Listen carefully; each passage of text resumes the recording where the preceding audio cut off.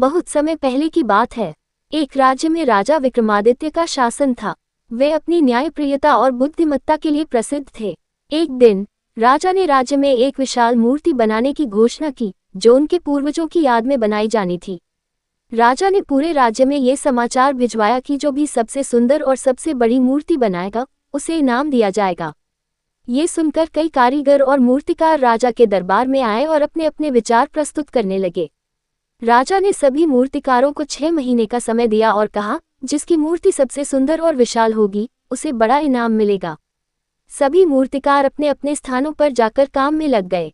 6 महीने बाद राजा ने मूर्तियों का निरीक्षण किया। सभी मूर्तियां अद्भुत थीं, लेकिन एक मूर्तिकार, जिसका नाम देवदत्त था, उसने सबसे अनोखी और सबसे बड़ी मूर्ति बनाई थी।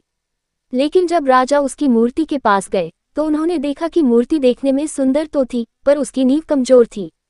राजा ने देवदत्त से पूछा, तुमने इतनी सुंदर मूर्ति बनाई, लेकिन इसकी नींव इतनी कमजोर क्यों रखी? देवदत्त झिझकते हुए बोला, महाराज, मैंने मूर्ति को जल्दी पूरा करने के लिए नींव पर ज्यादा ध्यान नहीं दिया। राजा मुस्कुराए और बोले, अगर नींव मजबूत नहीं होगी, तो कितनी भी बड़ी या सुंदर मूर्ति हो, वह ज्यादा दिनों तक नहीं टिक पाएगी।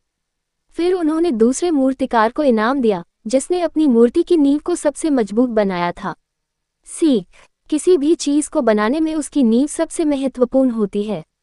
चाहे वह इमारत हो, रिश्ते हो या हमारा ज्ञान, अगर नींव मजबूत नहीं होगी, तो वह ज्यादा समय तक नहीं टिकेगा।